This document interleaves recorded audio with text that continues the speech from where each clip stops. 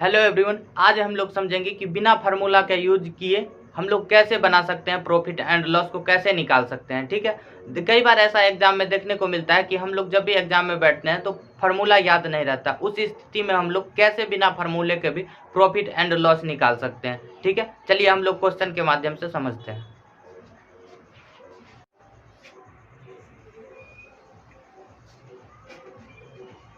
देखिए क्वेश्चन क्या है कि एक दुकानदार वस्तुओं को 792 रुपया में बेचता है। ठीक है, 792 रुपया में सेल किया और उसे कितना प्रतिशत का लाभ हुआ? 10% का लाभ होता है। तो वस्तु का क्रय मूल्य क्या होगा? हम लोग पहले ही क्रय मूल्य को समझ लिए कि सीपी में मान के चलेंगे और विक्रय मूल्य को एसपी में मान के चलेंगे। तो क्रय मूल्य जो है, क्रय मूल्य हमेशा 100% ही होता है। जैसे आप किसी भी सामान को खरीदते हैं तो 50 रुपया का भी अगर खरीदे, 60 रुपया का भी खरीदे, 200 रुपया का भी खरीदे, फिर भी उसका 100% ही होता है क्रय मूल्य। ठीक है, तो 100% में हम लोग कितना का लाभ होता है? 10% का। देखिए 100% का सामान खरीदा, उसमें 10% का लाभ हुआ। तो देखिए इसमें कुछ नहीं करना है। जैसे एक दुकानदार वस्तु को 792 रुपया में बेचा, तो मतलब बेचने का सिर्फ सेल प्राइस पता है, हमें कॉस्ट प्राइस पता नहीं है। ठीक है, तो देखिए 100% तो रहता ही है। ठीक, उसमें कितना प्रतिशत का वृद्धि हो गया? 10% का। तो 110% हो गया वृद्धि।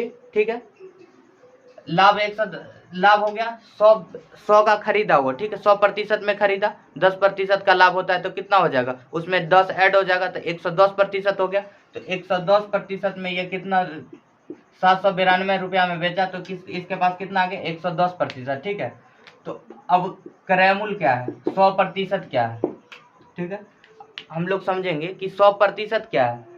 110% तो जब 792 रुपया में बेचा तब उसको हुआ, मतलब 10% का प्रॉफिट जो हुआ वो 100% तो था ही, 10% का वृद्धि जब हुआ तो 110 हो गया। ठीक है, तो हमारा 100% क्या है? तो इसको कुछ नहीं करना है। देखिए मल्टीप्लाई इधर से इधर कर दीजिए। जैसे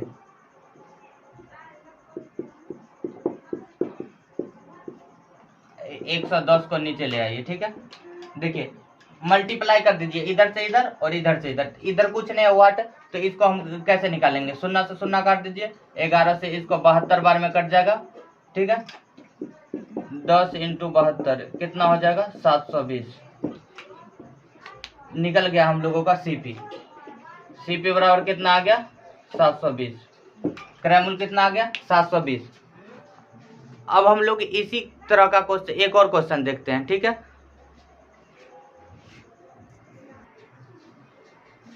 अब हम लोग दूसरा क्वेश्चन देख लेते हैं। देखिए क्वेश्चन वही है, एक दुकानदार वस्तुओं को 638 रुपया में अब खरीद बेच रहा है और उसे 10% का लाभ हो रहा है। तो फिर 10% का लाभ हो रहा है मतलब 110% हो गया। कितना में बेच रहा है? 638 रुपया में बेच रहा है। ठीक है, उसका 100% क्या है हमें पता नहीं है, तो 100% वाट हो गया। फिर इधर से मल्टीप्लाई कर दीजिए, 638 बट्टे 110, 0 से 0 काट दीजिए, 11 से इसको काट दीजिए, 58 आ जाएगा। बराबर कितना आ जाएगा? 580। हमारा सीपी क्या हो गया? 580। तो देखिए ये जो है बिना फार्मूले के ही कितना आसान तरह से हम लोग बनाना समझ गए। एक और एग्जांपल देख लेते हैं। इसी क्वेश्चन में सिर्फ अंक चेंज कर देते हैं हम लोग। ठीक है,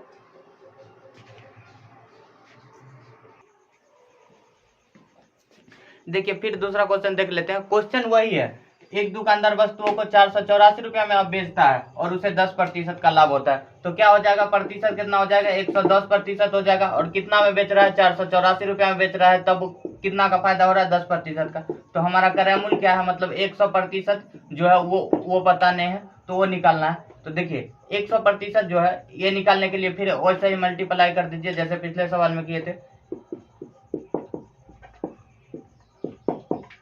0 से 0 कट गया, 11 से कितना? 11 से कट जाएगा 44 बार में, 440। हमारा सीपी क्या आ गया? क्रय मूल्य क्या आ गया? 440। ठीक है, ये तो हम लोग लाभ का समझ लिए कि 10% का लाभ होता है। जब इसी में रहे, क्वेश्चन में रहे कि हानि में 10% का हानि हो जाता है तब हम लोग क्या करें? 10% का हानि हो जाता है तब हम लोग क्या करें? ठीक है, अब वो हानि वाला समझ लेते हैं। देखिए हानि वाला जो है वो भी लाभ की तरह ही बनेगा, ठीक है। देखिए एक दुकानदार वस्तुओं को 7920 रुपया में बेचता है, ठीक है, तथा उसे 12% की हानि होती है, तो वस्तु का क्रय मूल्य ज्ञात करें, क्रय मूल्य ज्ञात करें। तो उसी प्रकार जिस तरह लाभ में क्या हो जाता था, बढ़ जाता था, तो इसमें घट जाएगा, तो 100% में से 12 घट गया, 88% आ गया। कितना में बेचा, जो 88% आ गया 7920 रुपया में बेचा, ठीक है, 7920 रुपया में बेचा। तो इसका 100% हम लोगों को पता करना है कि 100% क्या है, फिर उसी तरह मल्टीप्लाई कर दीजिए, इसको काट दीजिए, 90 बार में कट जाएगा, इक्वल टू कितना हो जाएगा, 9000। हमारा सीपी निकल गया, क्या हो गया, 9000। मतलब क्या हुआ इसका कि 9000 का वो वस्तु खरीदा था, ठीक है, और 7920 रुपया में बेचा, इसलिए उसको कितना प्रतिशत का हानि हो गया, 12% का हानि हो गया। एक और सवाल इसी पे देख लेते हैं, ठीक है। देखिए अब हम लोग देखते हैं हानि का दूसरा क्वेश्चन। देखिए क्वेश्चन वही है, लेकिन इसका सिर्फ अंकन कर दिया। एक दुकानदार वस्तुओं को 540 रुपया में बेचता है तथा उसे 15% की हानि होती है, तो वस्तु का क्रय मूल्य ज्ञात करना है, ठीक है। तो लाभ में क्या होता था, अगर 15% का लाभ होता था तो हम लोग 15% जोड़ देते थे उसमें, लेकिन इसमें क्या करेंगे, घटा देंगे, माइनस कर देंगे। तो 100 में से 15 गया 85%, 85% कितना में बेचा, वो 5440 में। हम लोग को क्या ज्ञात करना है, क्रय मूल्य, मतलब 100% ज्ञात करना है कि 100% क्या था, जो उसको 15% बेचने पर 15% का हानि हुआ, ठीक है। तो फिर उसी तरह मल्टीप्लाई कर दीजिए, 100 गुने 5440 बटे 85%, इसको काटिएगा तो कितना आ जाएगा, 64 आ जाएगा, ठीक है। 100 इंटू 64 इक्वल टू कितना हो जाएगा, 640, ठीक है। हम लोगों क्या ज्ञात हो गया, सीपी ज्ञात हो गया, ठीक है, क्रय मूल्य ज्ञात हो गया 640। मतलब 640 रुपया में वो सामान खरीदा था, ठीक है, लेकिन बेचा कितने में, वो 5440 रुपया में बेचा, इसलिए कितना कहानी हो गया, उसे 15% कहानी हो गया। आई होप आप लोग समझ गए होंगे। आज के लिए बस इतना ही, मिलते हैं अगली वीडियो में। जय हिंद।